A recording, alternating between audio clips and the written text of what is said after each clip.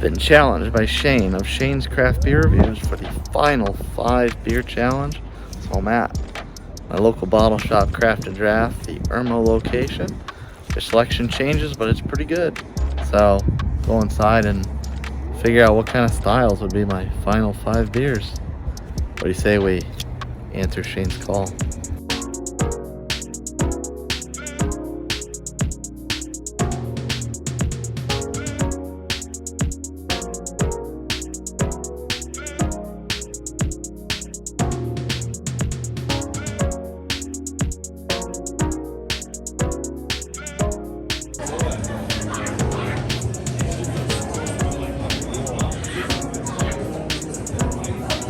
We gotta start off with something light. I want to get something big name. What's a bigger name? Then the Veil. They just started distribution down here. This is a Pilsner, pretty light. So this will be number 1 in the 5-pack.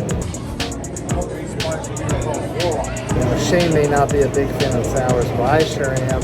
I got support. My people is in James, Massey, out of Two Tides. Spread the jam.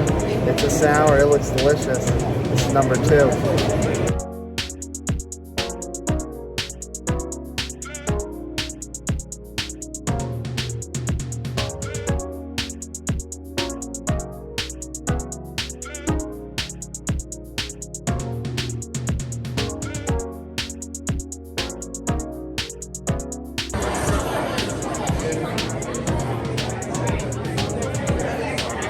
Need an IPA.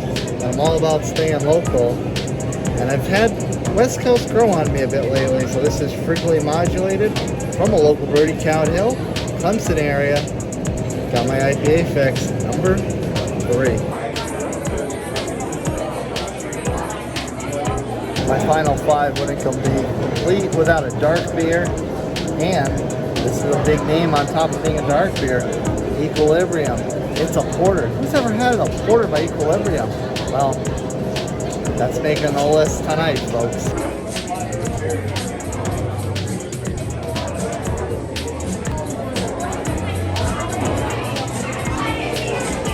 And staying local, super special beer for the great Tom Davis, the Legacy Red Ale. Can't have this final 5 be complete without this one right here. We miss you, Tom.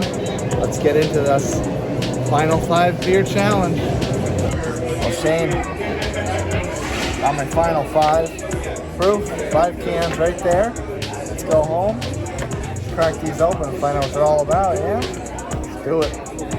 So we're back. We're not technically in the Midland studio. We are adjacent to the Midland studio. And here I thought going over there was going to be a quick grab and go, 5 beers for Shane's challenge.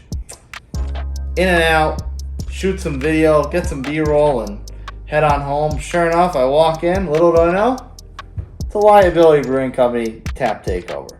So I got this cool glass, and we'll dirty it in one of these segments, but I don't want the Europeans to yell at me, so I'm not going to use it for this first beer, because this first beer is a Pilsner. Checking in at 4.5% out of Richmond, Virginia by the very famous Veil. The Veil Brewing Company. It's called Vane. It's a pretty sick looking can. It's like a big hand with all the veins running across it. So gotta start out light with this challenge, right? You gotta pace yourself. You can't be slamming imperial stouts and whatnot for the entire thing, right? You'll be gone in 20 minutes. So we're gonna start off with that.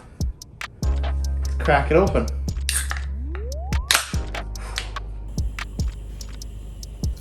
Yeah, baby.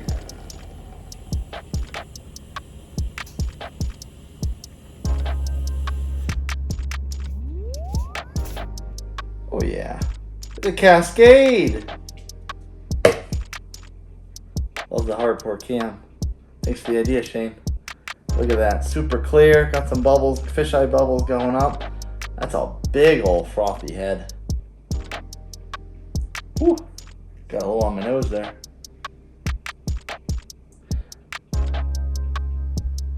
I'm getting some clean, crisp, refreshing Pilsner type of aroma.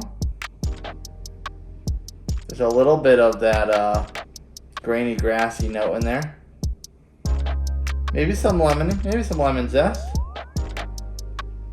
you can see you. Maybe you can see me. Let's take a sip.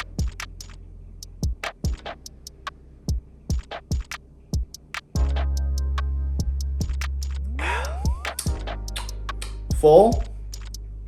A little more bready than I was expecting. I haven't had many Veils. In fact, the only thing I've had, I think the only things I've had that were a collaboration with the Veil were sours. So it's interesting to see him do something so traditional. Yeah, it's definitely, look at those bubbles coming up. Definitely a lot more bready than I was expecting. It's still pretty crisp, still pretty clean. There's a little bit of a grassy aftertaste, but not too bad. All things considered, a solid Pilsner, and on point with the style. What do you say we do the next one?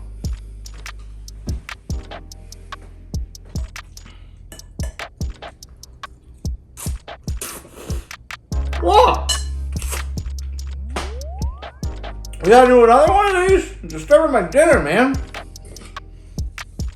Well, this one, talk about another big name. We just did the Veil, right? How many bigger names out there than Equilibrium? And this is a porter. Who the heck has heard of Equilibrium doing a porter? It's called Möbius. It's 7%. It's beer balanced by science. It's got this crazy little vortex logo with this little thing in the middle. I don't know whether that's supposed to be a bandage or a ring or just a piece of foil. Brewed in Canada, Equilibrium Brewing in Middletown, New York. I'm really excited. Möbius, or Möbius. It's got the umlaut over the L, so maybe it's Möbius. But who the heck's ever heard of Equilibrium doing a porter? I'm excited. Are you excited? Let's talk about this.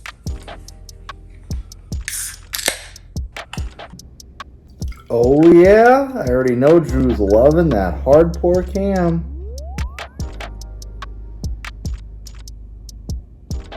Yeah, let's talk about this.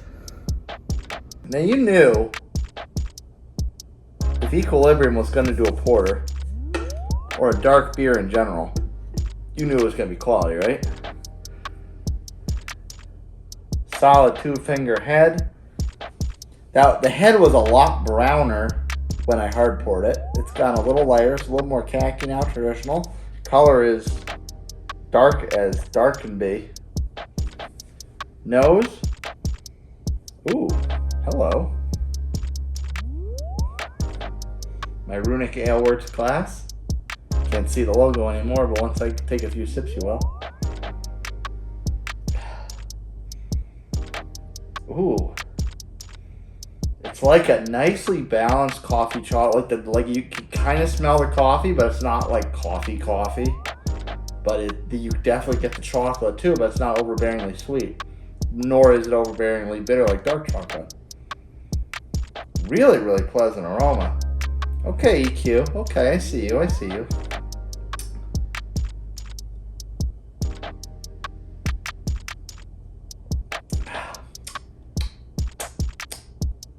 Oh, freaking K.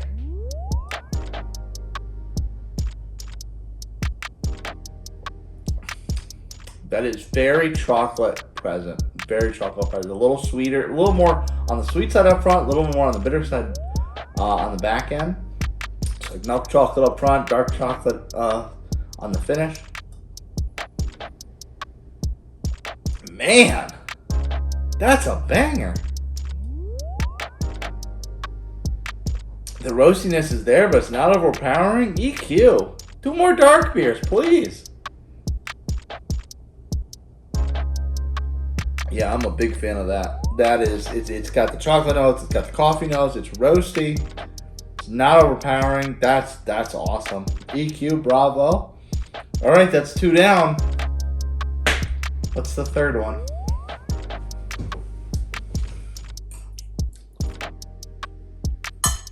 God, we're still doing this? Jeez. Whew. Only 3 down. We're getting sick and tired of this garbage. Anyway, final 5 beer challenge continues. I saw this one, had to grab it. Friends of the channel, Liz and James Massey, owners of Two Tides Brewing Company down in Savannah. Look at this. Hey, look at this can. What does this look like? Just a blob, right? It's jelly. Actually, it almost, if you look at it from a certain angle, it almost could be a steak. But it's jelly. Spread the jam. Shane's gonna love this one. I was hoping, I knew he wouldn't do it, but I was hoping that of Shane's final 5 beers, he would pick a sour. Alas, I digress. He didn't do it. But you know I'm gonna pick a sour. Spread the jam. Black raspberry sour ale, 7% with lactose. Illustration by Alexandria Hall, brewed and packaged by Two Tides down in Savannah. I love their stuff. They're great people. I went down there last year for Slush Fest. It was a great time. I met the owners. Liz and James are awesome. So I feel like this might be highly fruited, especially with lactose. So what do you say? We flip that upside down and let it sit 5 minutes, and we'll crack it open. All right, I finished dinner. Now I'm all yours, knuckleheads. Let's do this. That was 5 minutes down. Black raspberry sour ale. Ooh, listen to that. Let's go to the hardcore cam, shall we? Oh, look at that!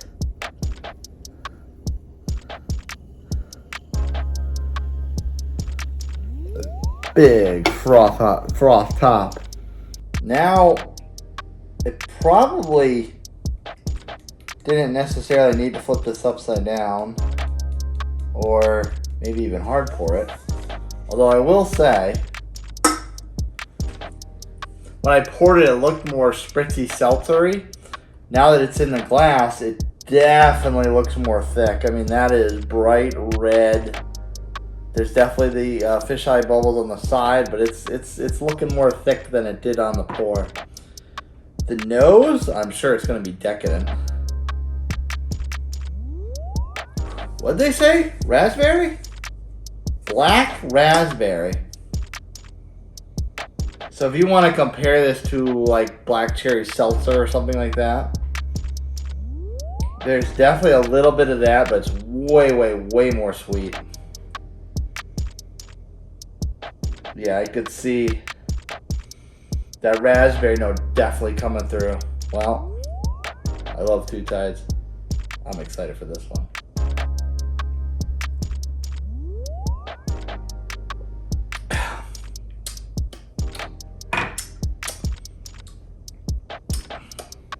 Mouthfeel up front is definitely spritzy carbonated, but it settles in super sweet.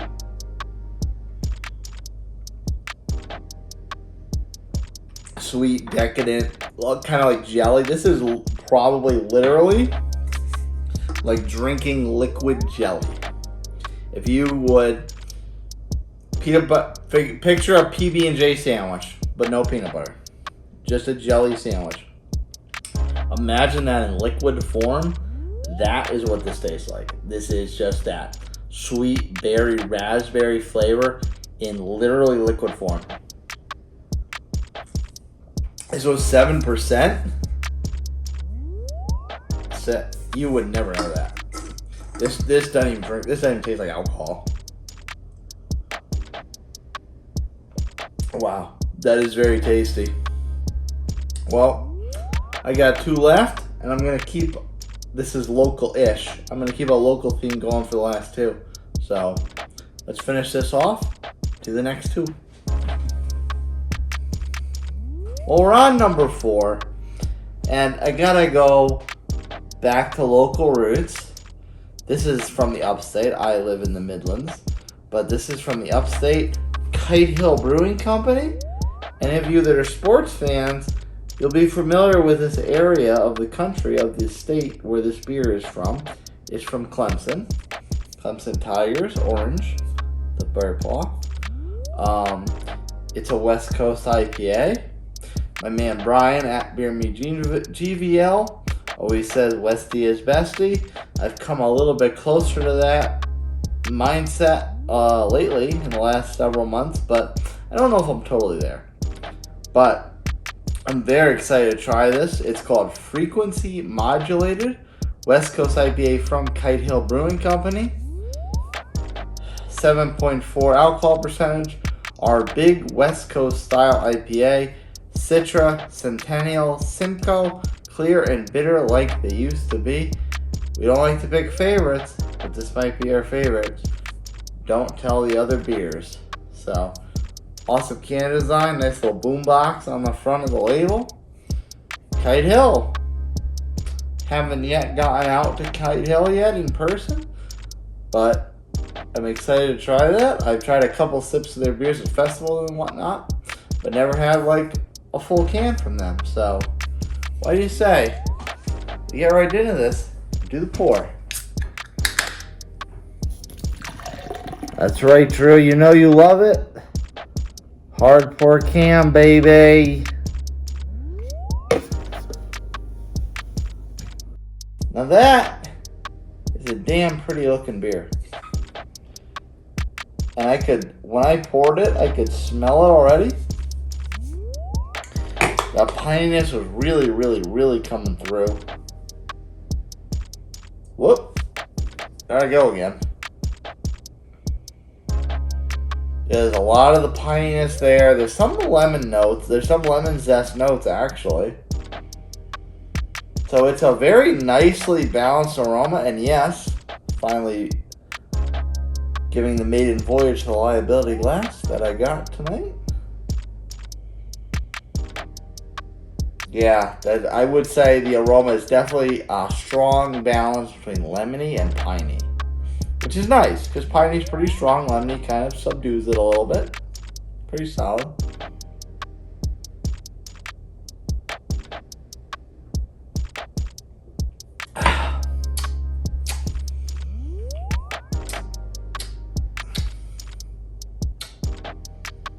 Okay.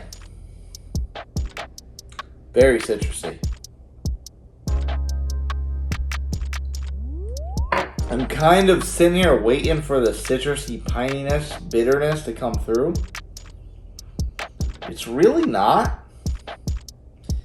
There's some kind of bitter fruit, bitter hops flavor in the mid palate.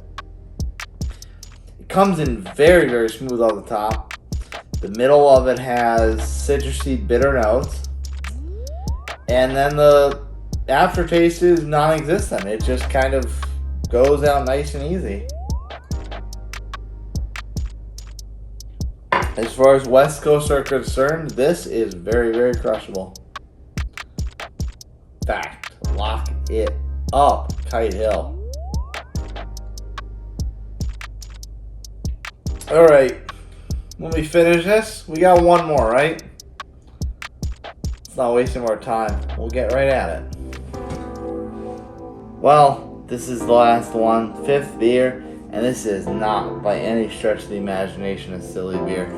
This is a very important beer, and of course, like I said, I went out tonight to grab and go 5 beers for this challenge.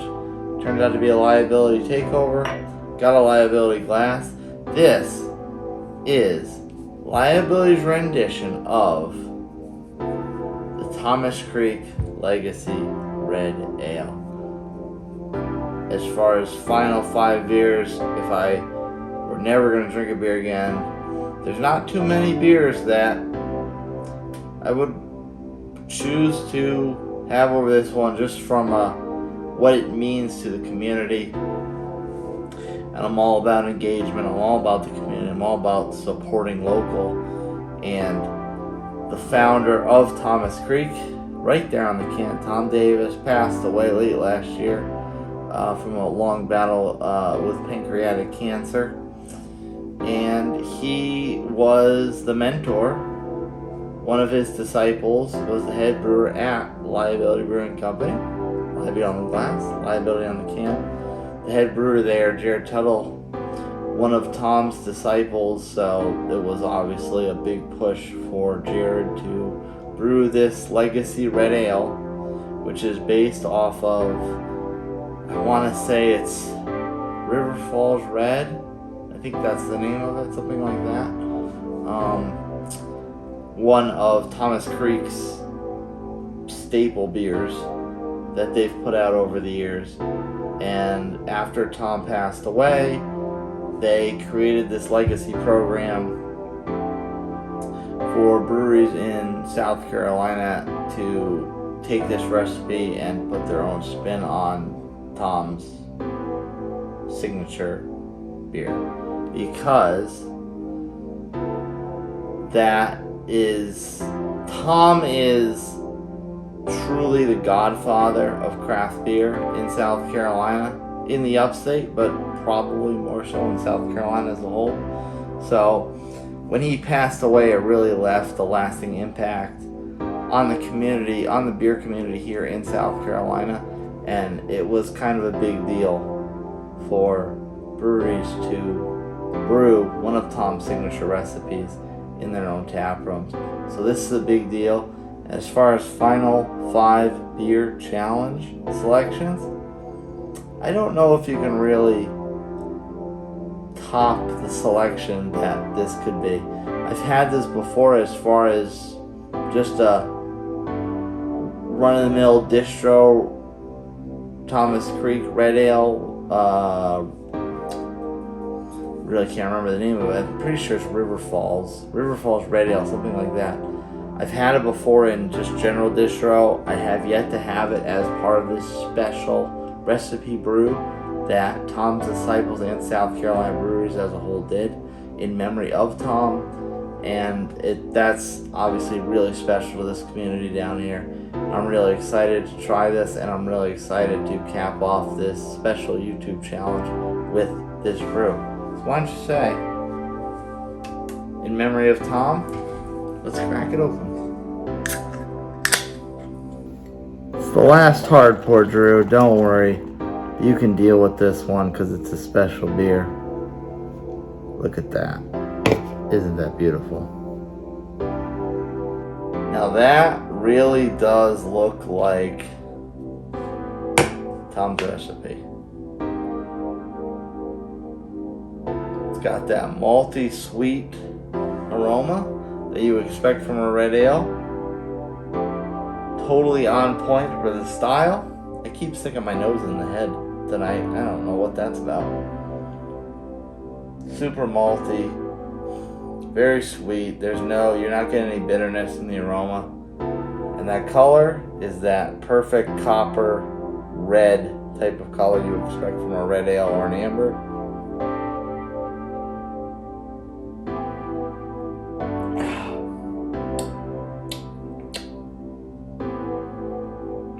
Cheers, Jared. You did your mentor proud.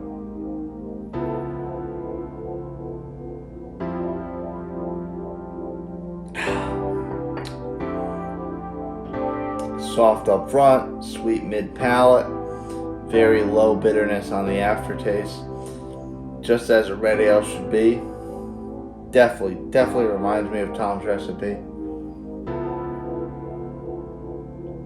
I would think that most brewers in the South Carolina area would follow this recipe to the absolute T in order to do homage to Tom properly, but I definitely feel like Jared would even more so push that to the extreme to make sure this recipe was followed to the absolute perfect letter.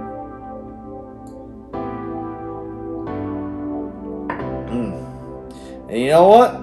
If that's the last beer I ever drank, would not be upset. Nice malty, sweet, solid beer. It's got all the notes that a beer should have, but it's just got just enough flavors to set itself apart in a crafty type of sense. Cheers.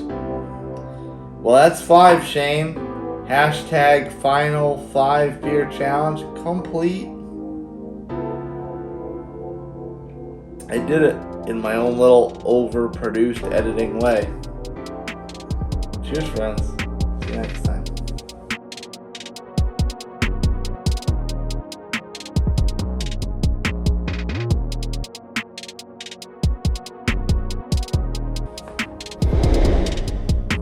If you like what you saw, smash that like button, subscribe to my channel, hit that notification bell so exactly when my regular reviews drop.